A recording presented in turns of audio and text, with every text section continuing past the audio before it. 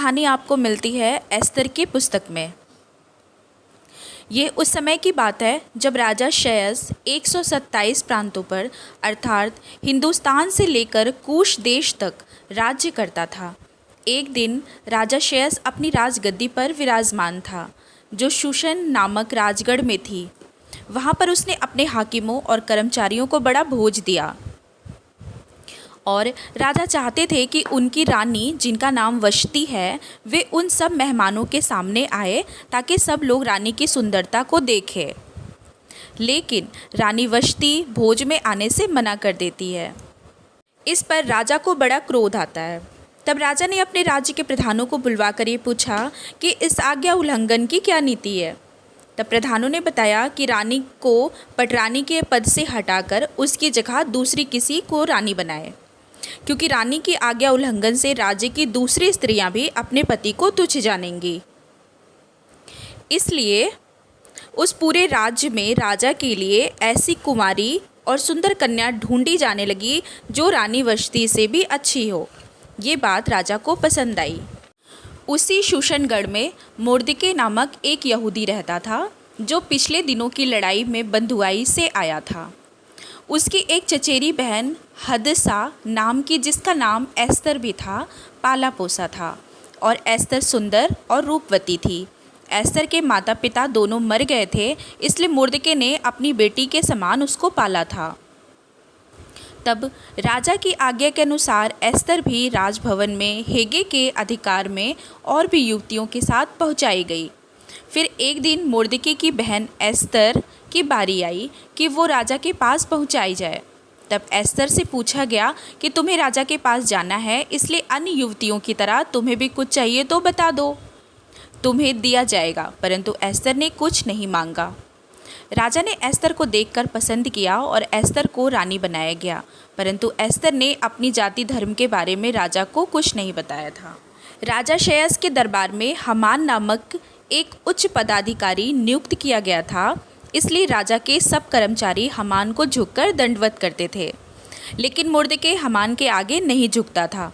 इस बात से हमान मोर्दके को नष्ट करना चाहता था।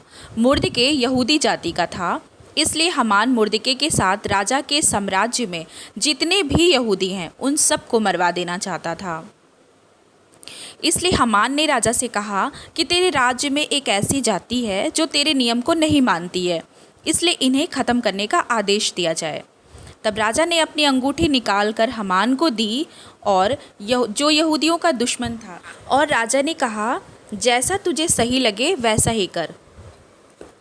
तब पूरे राज्य में चिट्ठियाँ डाली गई कि यहूदियों को मारकर उनका सारा सामान लूट लिया जाए। फिर हमान दाख मधु पीने बैठ गया, लेकिन पूरे शूशन नगर में घबराहट फैल गई।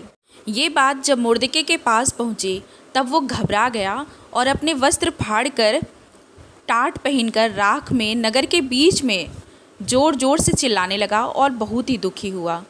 तब ये बात रानी एस्तर को बताई गई कि मोर्दके राख डालकर रो रहा है और राजा की क्या आज्ञा निकाली गई है, सब कुछ रानी को बताया गया। तब एस्तर रानी ने कर्मचारियों के द्वारा मोर्दके के पास ये खबर भेजी कि टाट उतार कर ये वस्त्र पहन ले, लेकिन मोर्दके ने उसे लेने से मना कर दिया। और मोर्दके ने कर्मचारी को सारी बात बताई कि हमान क्या चाहता है। ये बात उसने रानी को आकर बता दी। लेकिन रानी राजा क्षयस के पास नहीं जा सकती थी, क्योंकि राजा की आज्ञा के बिना कोई भी राजा के पास नहीं आ सकता था। जब राजा किसी को बुलाते थे तब वो ही जाता था। किंतु रानी एस्तर ने मोर्दके से कहा कि तुम सब लोग मेरे निमित्त 3 दिन रात उपवास करो और कुछ भी ना खाओ और ना पियो, और मैं राजा की आज्ञा के बिना ही राजा के पास जाऊंगी, और यदि मर गई तो मर जाऊंगी। तीसरे दिन रानी एस्तर राजकीय वस्त्र पहनकर राजा के राजभवन के आंगन में आ गई। तब राजा रानी एस्तर को देखकर प्रसन्न हुआ और अपना सोने का राजदंड रानी की तरफ बढ़ाया और उसे अपने पास आने की अनुमति दी। रानी ने राजा को बताया कि वो एक भोज कर रही है, जिसमें राजा को और हमान को निमंत्रण दिया गया। राजा ने निमंत्रण स्वीकार किया। रानी का निमंत्रण सुनकर हमान और भी ज़्यादा खुश हुआ और अपनी पत्नी जेरेश को बताया कि रानी ने राजा के साथ मुझे निमंत्रण दिया है, और मोर्दके के बारे में और भी ज़्यादा गुस्से से भर गया। उसने मुर्दिके के लिए 50 हाथ लंबा फांसी का फंदा भी बनवा लिया। ठीक उसी रात राजा को नींद नहीं आ रही थी, तो उसने इतिहास की पुस्तक मंगवाई और उसे पढ़ने के लिए कहा, जिसमें ये लिखा था कि एक दिन मुर्दिके ने राजा की मदद की थी, उनकी जान बचाई थी। तब राजा ने सेवक से पूछा कि मुर्दिके को इसके बदले में क्या दिया गया है। तब सेवक ने कहा कि इसके बदले में मुर्दिके को कुछ नहीं मिला था। उसी समय आंगन में हमान इस मनसा से आया था कि वो मुर्दिके को फांसी पर कैसे चढ़ाएगा। राजा ने सेवक से कहा, आंगन में कौन है? सेवक ने कहा, हमान है। तब हमान को बुलवाया गया और राजा ने हमान से कहा कि यदि कोई राजा की भलाई करे तो उसके साथ क्या करना चाहिए।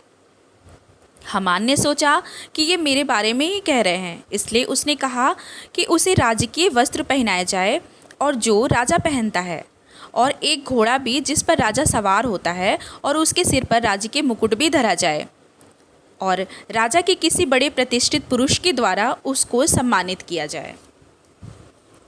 तब राजा ने तुरंत कहा कि ये सब तुम मतलब हमान मुर्दिके के साथ ऐसा ही करे।